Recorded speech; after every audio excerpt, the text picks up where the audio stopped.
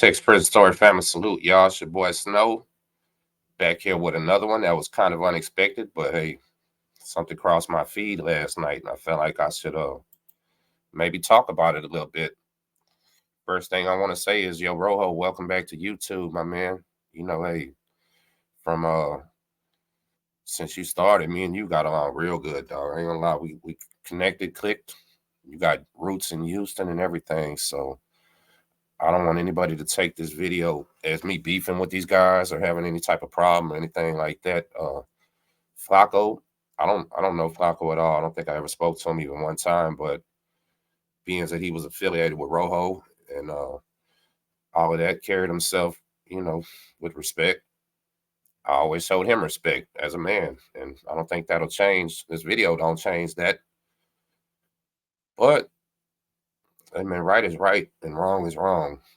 And I'm Texas Prison Stories, so who better to respond back than me?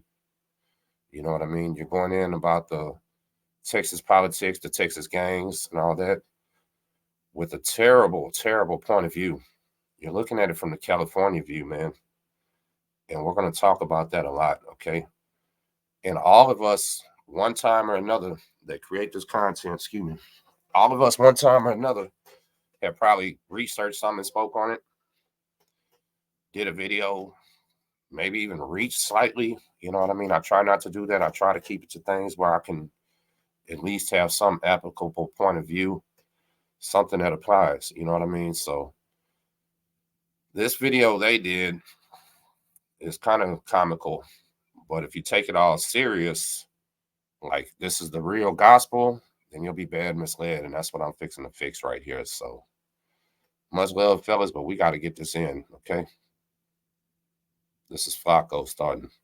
Okay, in my eyes, right, I've done a lot of research on all these groups. The Texas MA, right, which is not really called the Texas MA, it's called, what is it, Mexican MA or something like that, right? They kind of changed their name on behalf of the California MA, right?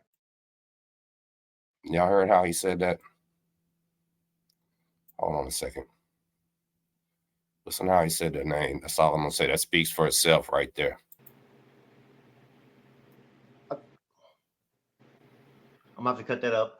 Okay, in my eyes, right, I've done a lot of research on all these groups. The Texas MA, right, which is not really called the Texas MA, it's called, what is it, Mexican MA or something like that, right?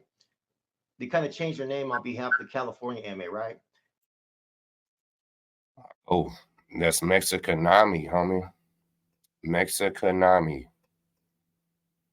It's always been that name from day one. They didn't change it for anybody. Let's go. They almost have function kind of in the most similar senses as the NF. They have captains, they have lieutenants, they have generals, they have all those positions, right? As well as they're supposed to kick back percentages, establish territory. They have articles like a constitution. Now it's not as um, the NF's constitution is very deep. There's ones is a little bit more simple, but it's still professional, right? Then you have the TS, who has ties to like Copas and individuals like that from way back in the day. So some of these old timers in the TS, they've had interactions with NF way back in the days. They had a little fallout in the system sometime in like the late 70s, but they're back on track now.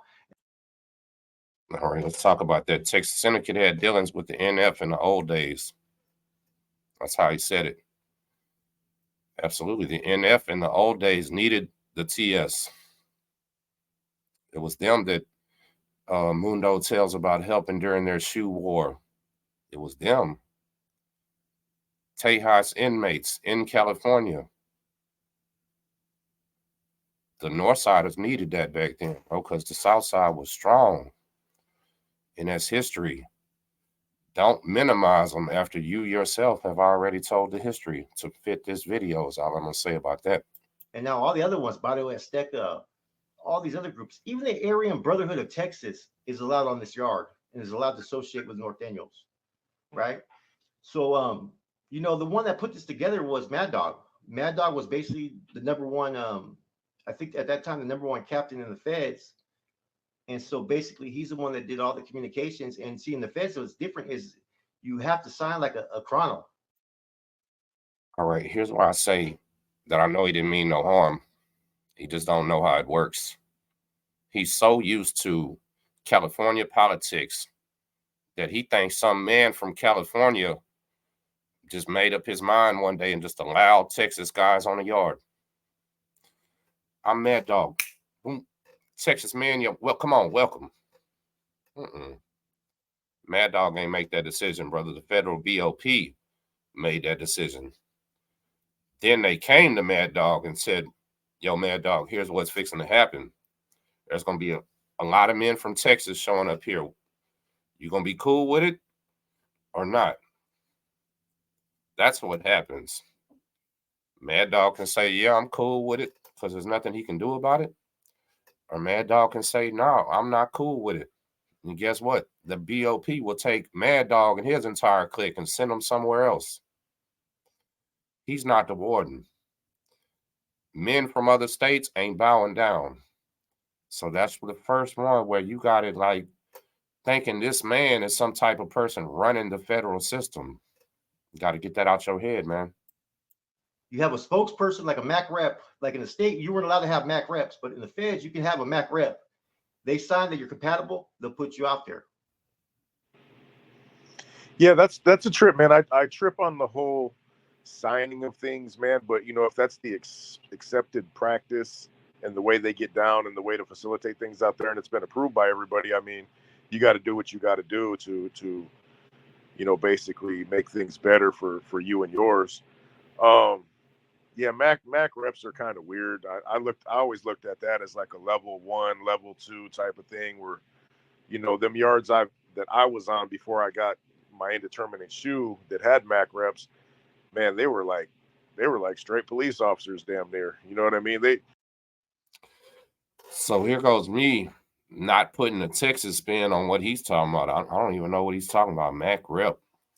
I don't know what that is. Here in Texas, the person running the car, we'll call you like the speaker of the car. But in reality, no, you're not a police of the car. You ain't out here getting your fellow inmates in trouble or nothing. Hell no.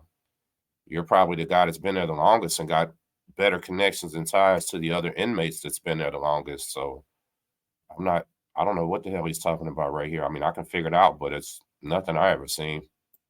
You be out there doing. I remember being in Susanville and doing something on the yard, and the Mac rep trying to chastise me like he was like I was gonna get a 115, bro. You know what I'm saying? So, but hey, when it's somebody like Mad Dog, I mean, obviously it's gone through the proper, channels for that to be approved to be able to make those kind of agreements between, other groups and the institution.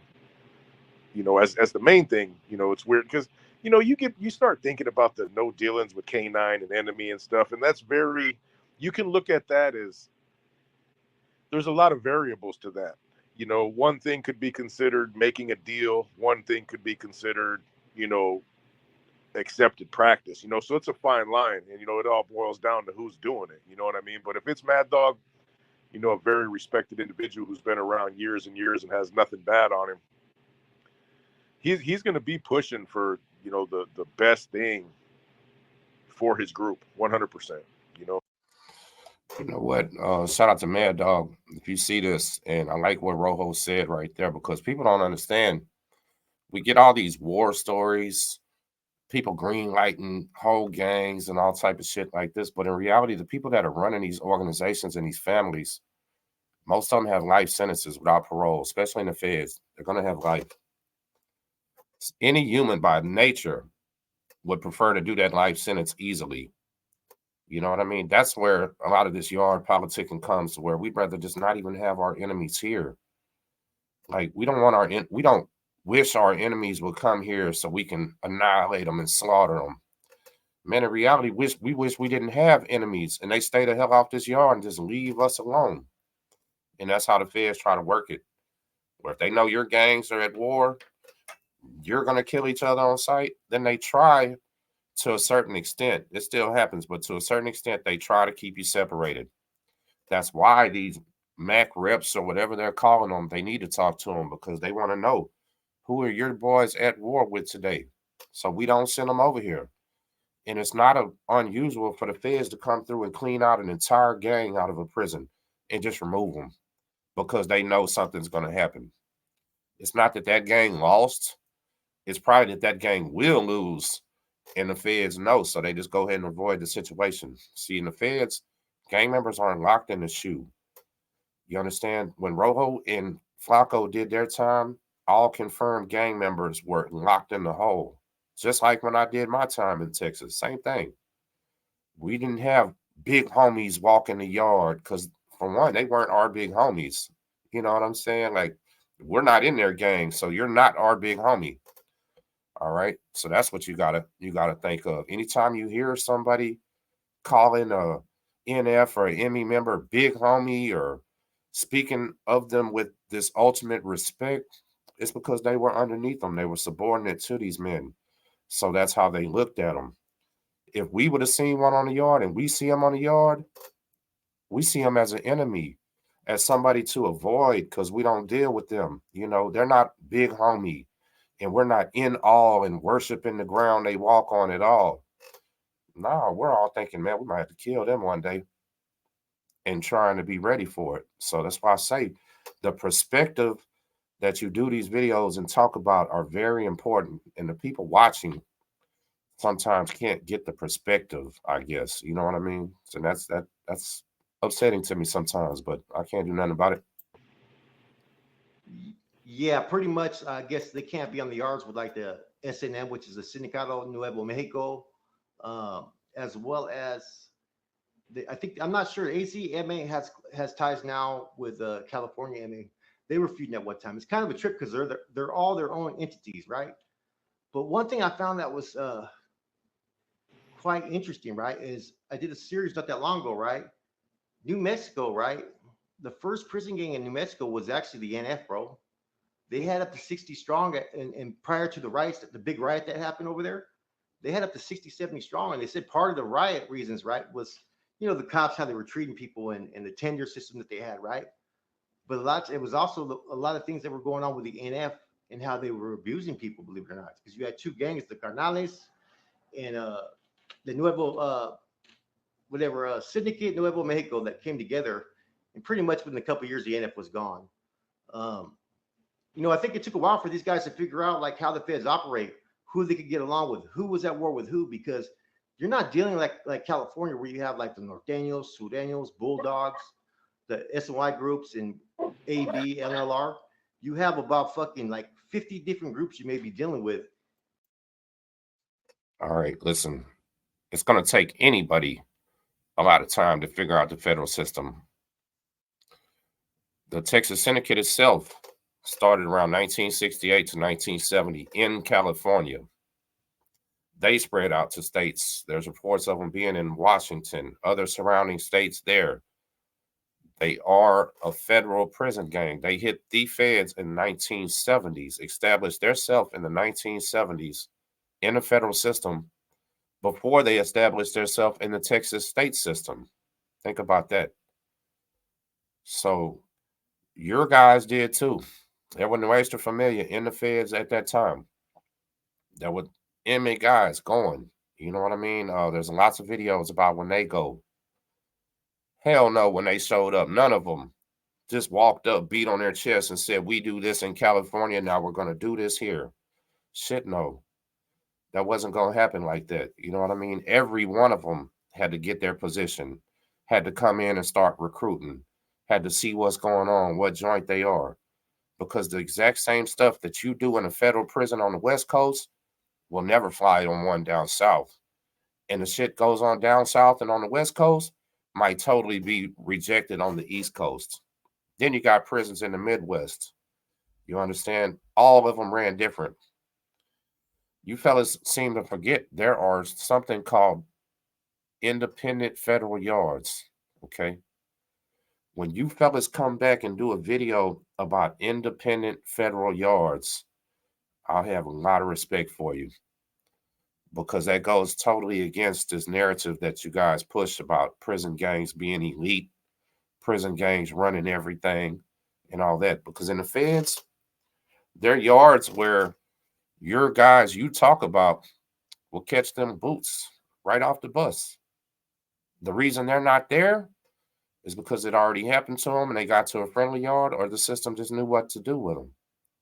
But you better believe every name that you say can hit the wrong place in the feds and be demolished. Just like anybody from Texas can go to the wrong place if they're the wrong clique.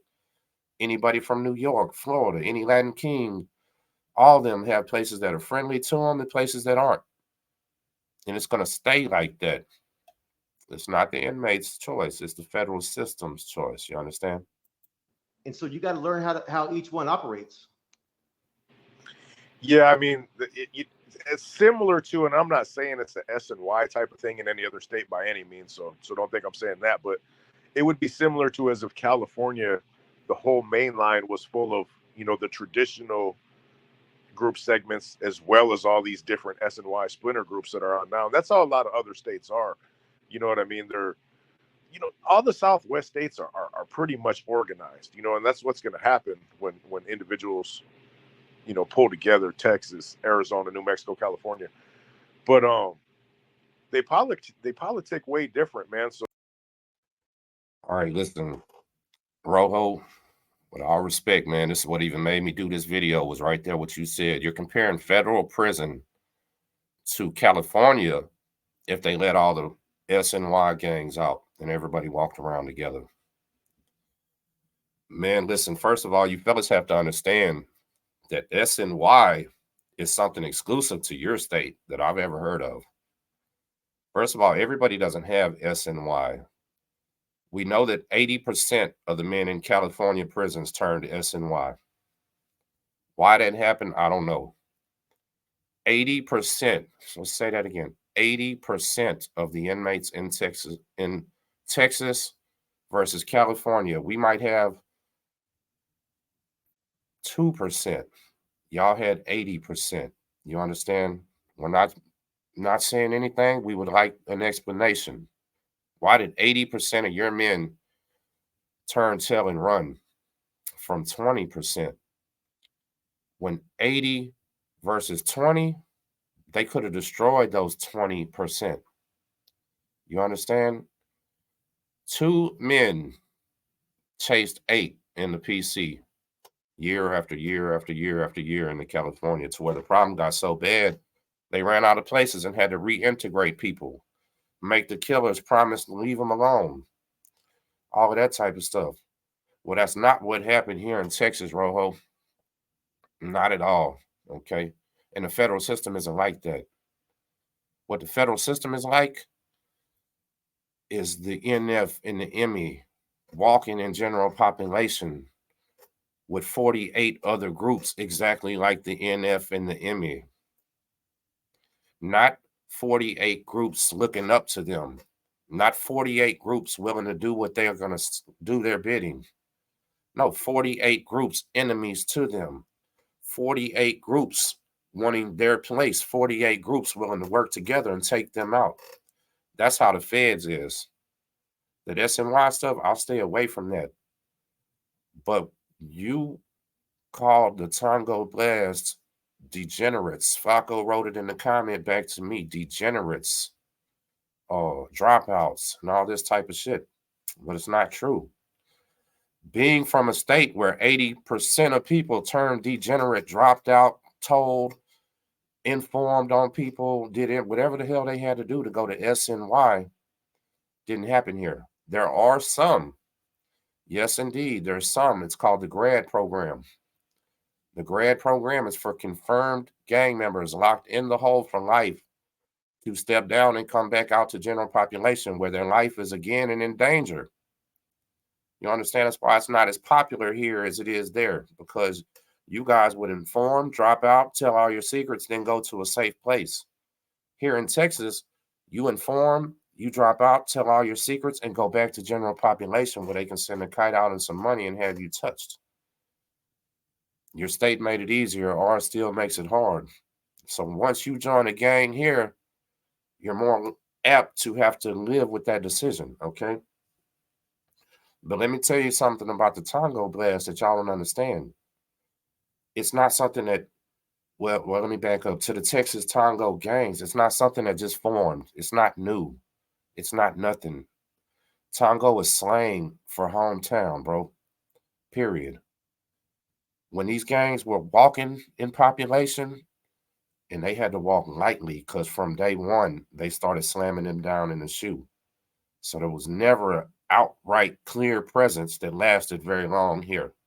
Okay. When they started slamming them down, yes, they were trying to recruit from these tangos. That's where they recruited from.